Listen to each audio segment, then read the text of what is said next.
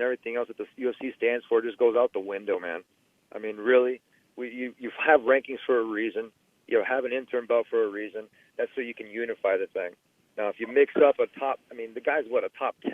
Not even a top 5? Kevin Lee's got more heart than Nate, and I got more heart in this whole entire division. So, I mean, if they want to put that fight together, I mean, that's great. But, you know, the fans would be pissed because, you know, obviously they know that fucking Diaz and Conor is going to make a lot of money.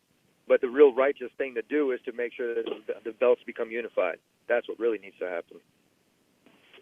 Right, absolutely. Now, saying that, do you think Conor's time off does the division some good, considering it provides other guys like yourselves, Kevin Lee and Justin Gaethje, the opportunity to step up and make the division your own? Absolutely not. This has been my division before McNuggets even stepped in this bitch. Even when I was at Paradigm Sports Management, he signed up at 145 pounds, and the agreement was he wasn't going to come up to 155 pounds. But that raises a conflict of interest, and I'm pissed. So that bitch needs to fight me, or he needs to fight the guy that's holding the belt. So regardless, I don't really care. The fight at hand, I'm not even looking at it. Kevin can say that he wants to fight Conor next and all this other bullshit, but I'm really looking after this fight. I'm going to grab a piece of pizza, a beer, and I'm going to enjoy myself because I worked my ass off for this camp, and I'm not really worried about anybody else besides Kevin Lee right now. All right, fair enough. Kevin, the next couple of questions for you. Obviously, there's a massive opportunity for you. And now, you know, while Tony has gone all 5 rounds before, this will be your first. Tony also showed excellent range control, was dominant in clinches, and dealt with the takedown threats in his last fight. So how do you analyze your next opponent? You know, I'm going to beat Tony bell to whistle. I mean, that's what it's about.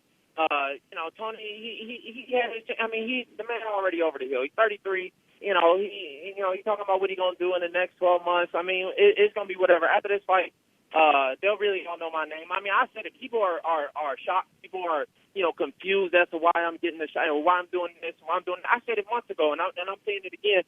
I feel like I'm the real king around this bitch. So, you know, I'm just 25. I'm just getting started. I keep getting better. He keeps getting worse. So it don't matter when you look at our skills, and you're gonna see it during the open workouts. You're gonna see I'm gonna blow them out the water with skill. Keep talking, kid. It ain't no keep talking. It ain't no keep talking. I'm about to show you. Look. I give you a chance to say what you gonna say, to do your thing. The only thing you're gonna walk out on is in a fucking gurney, Kevin Lee. You're locked. You fucked yourself, brother. That's what you did. You messed up by talking shit, and you wanted to bring family into it. So, you know what? I'm not a punk-ass Jessa. You're dealing with a real fucking Mexican now. Yeah, sure. I'm letting you have the whole words, but they ain't mean shit. Like, you the one that's doing the talking, so go ahead, keep doing it. Can't even hear one word you're talking about. You need to enunciate. Also, Kevin, you now have the chance to folks saying, listen. Bottom line, folks saying I'm talking, but at the end of the day, I done fought 4 times in the last 12 months. I'm taking this fight. I ran out of ass to Kevin. Nobody else in this division you know what happens? It's like fight. when you lose and you go, like you lose in the tournament bracket, you have to fight your way back. You got knocked out, and then you have to fight your fucking way back. It's cool, man. Enjoy those fucking wins that you had, man, because it's gonna end. Yeah, sure. Again, but I'm fighting. I mean, look. When we look at what you actually did, I mean, you fought a bunch of bitches. Let's be real here. You fought a bunch of bitches. RDA was whooping your ass and he bitched out in the second round. Ava Trujillo was whooping your ass, he bitched out. Edson Barboza was whooping your ass, he bitched out. Like, you fought a bunch of bitches that you walked down, and I'm telling you right now, it ain't gonna happen. So I mean, we're gonna see what's happening.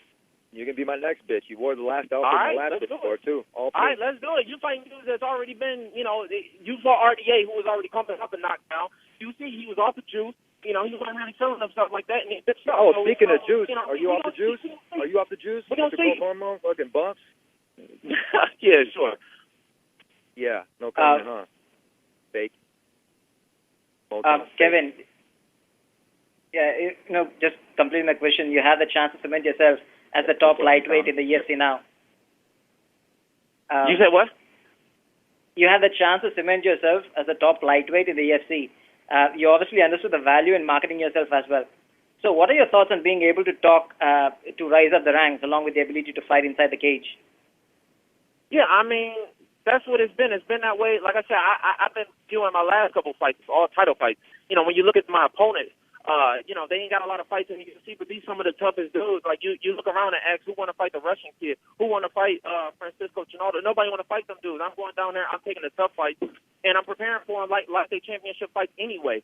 So as far as I'm concerned, like people want to, people keep asking me like, don't ask me shit about McGregor. Like if anything, he can work his way back up to me. As far as I'm concerned, the man has one fight in the division, and it's against Eddie Alvarez. Eddie Alvarez is walking around there like a little bitch too. So I really don't give him much respect for that. So if he want to take a tune-up fight, if he want to fight Nate Diaz next, he can go ahead and do what he gonna do. I mean, make your money, baby. So I'm gonna make mine, and I ain't really worried about it. The next question for Kevin Lee. Both you and Tony are actually, I would say, pretty strong submission specialists. How do you match up with in terms of submission skills? And do you expect the fight going to the ground in any type of grappling battles in this fight? Yeah, for sure. It's gonna be the fight gonna take place everywhere, and we got different styles. We just, even though we might even come from the same background, he believe a little bit different philosophy than I do, and I'm gonna show.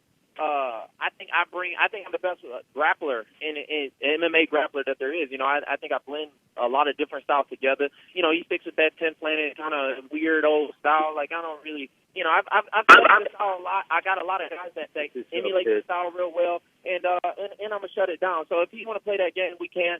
It's gonna be everywhere though. It's gonna be from pillar to post. This the real fight in the lightweight division. It's gonna be gonna show when you look at our skills. Yeah, I mean, you want to do a whole lot of talking. Go ahead. The floor is yours, big boy. Go ahead. And for Tony, what do you think of Kevin Lee in terms of his grappling and his other fighting skills? He's got good grappling, but not as good as mine. He never did as well as I did in college. He's always been following my footsteps, man. He's always trying to do the same thing. You crazy as hell, nigga. You 33. Like, where was you at 25? Like, come on. Let's talk here. Hold on. Because look, where was you at 25? Motown fake like, is fake. Motown fake is the fakest dude I know. Talked his way up to get to a title fight, and he's not gonna be able to talk his way out of that fucking cage. Once that door locks. Okay. Talk my way, but I got 11 UFC fights at 25. Like so I don't see how talk. Where does talk come in at? That's cute, bro. Where does talk come in at? You the one that want to talk me. Where does talk? I'm just saying. I'm gonna knock you down with my jab. I'm gonna knock you straight down with my jab. You can get knocked out for some chin. I'm gonna test that chin again. Wait till you shoot on me. I'm gonna put your ass in Snap Down City and choke your ass out. You knocked down more than me. What are you talking about? Like, do you watch your own fight? Like, what are you talking about? Did you see yourself get finished by a jiu-jitsu black belt? By ground? Sure, we're gonna see. You talking about some shit. You talking about some shit from 3 years, like 2-3 years ago. If you think I'm the same man, especially when I was only 22, 23 at the time. I mean, if you think I'm the same person, then go ahead, man. You ain't been a big surprise. You are the same person. Because you are the same fighter. Your style's the exact same way. I've been watching you like. You know what's funny? You've been watching me like a hawk. I got you scared. Yeah, I've been watching all you motherfuckers, and you've been watching me too. I haven't been watching anything. Put my name in your mouth. I know exactly what you're gonna do. I studied you beforehand, man. I already knew exactly how to beat you when I stepped on foot inside Fox. I got you, and I've been doing the same for you. I've been studying your game. I've been studying all y'all games, and I know y'all been studying mine. The only difference between me and you is I'll put your name on, like you won't put my name in your mouth. That's it. They're trying to make They're trying to make a star off of me. They always try to make stars off of me. But the one thing you've been watching me since we fought.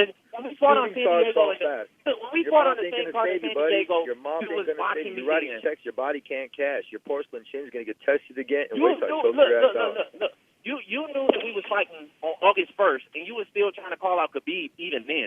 You looking for the easier fights even then. But you've been watching me since we fought on the same card in San Diego. Your coach been telling me, nobody dodging, nobody ain't doing nothing. The only thing is that's what it. I mean, numbers don't lie. That's what you did. You ain't do it. You ain't do it. I ran out of asses to kick. That's it. I said everybody I was going to finish the whole entire division. I had to settle for a fucking number 7. Okay. And you were still looking to fight Khabib, which you know is the easier fight. If you don't think that Khabib is the easier fight, then, I mean, come on, man. The easy fight's Chiesa, bro. Come on. Fight somebody real. Watch how I do it. All right. What are you talking about? Like, I accepted the fight before I even renegotiated my contract. So I don't know what you're trying to say. That I'm backing away from the fight. I'm the one that's looking. I was the one pushing for the fight with you. You doing. Talk too much. Just wait till you taste the leather of my jab. You're gonna fucking hit the ground so fucking fast. I'm gonna snag that neck. I'm gonna choke your ass out. Okay. And last one for Tony. What do you think about where Khabib Nurmagomedov is right now? And do you think he still needs to prove himself that he can? A piece of tiramisu over in Dagestan. That's what he's doing. He's having 2 for 2 Tuesdays. Wait, today's Thursday. It's 4 for Thursdays. Fucking Well, what I mean is, do you think he needs to prove himself in another fight and that he can make weight without any issues, considering his last 2 issues, the fight that he was scheduled to have with you and the other time he missed weight before in the UFC? I don't know. I don't really give 2 fucks about that dude. He had his opportunity to fight with me, and you know what? Instead, he had to settle. I had to settle for Kevin Lee. Now, this dude, I mean, respect him. I give him credit for stepping up to the plate, and I said he's got more heart than half of these dudes in the top 5. But with that being said, I'm not Khabib. I will never try to be like Khabib. I'm glad I'm not even trying to even talk about Khabib because this dude's got issues, and he's worrying about me. He's pissed off at the fact that Kevin Lee and myself are going to be fighting for that belt.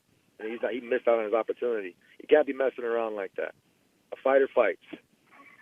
All right, next question for Tony. Tony, looking forward, if you become champion, do you feel like when you become champion, do you buy into the hype of the whole red panty night scenario? We've seen other people wait around for Conor. No, I don't understand that. I don't like red. I like blue. That's my color. But red panty, green panty don't fucking matter. Wherever they put in front of me, and my first manager told me, he's like, Tony, you make your money by winning, and that's Brock Lesnar's manager. That's Brian Stegman. He tells me, Tony, don't worry about anything else. Everything else is going to fall into place. And I've kept that same attitude. I signed with the management, and I kept the same attitude. I'm not changing anytime soon. Except when they offer you Michael Johnson. And then you back out, then you run away, then you just take the money and run. Like, I mean, come on. Look, I always give Tony respect. When they offer Michael Johnson, I will say Tony by just 3/4. But, Kevin, come on. Look, as a competitor, as a one fan, thing you lost to Mike. That dude was not going to be able to make 170 fucking pounds. Sure. I don't care. I mean, you throw it. Fucking pawn. And you know what? I didn't see your ass stepping up. Punk. Okay. Yeah, no, I was down in Brazil at the time, and I actually tweeted, and I said, fucking find me to Las Vegas right now. I don't know if you remember, because I don't know. I don't know how your memory is working. All I have to tell you is, look, money didn't make sense, dollars didn't make it right, but I got to fight, and your ass is going to go night-night. Okay, that's a good little nursery rhyme, but again, as a fighter and as a competitor, I had to take it away from you. You should have stepped up. You should have took that fight with Mike. If it was me and they would have said, Quinter, they would have look, bitch at you. Mike already knows. I would finish his ass. You ask him straight up, and he'll tell you straight up. I've had conversations with Mike. Look, this is a woulda, shoulda, coulda. Boy, you're a kid. I'm gonna send you packing, bro. You're gonna go back. Woulda, shoulda, coulda. Woulda, shoulda, coulda. I know you bring up my age a lot. I know there's a little bit of resentment there because I think you have such a big chip on your shoulder. You're about the 25 of life, man. You're everything that's like that, and you talk.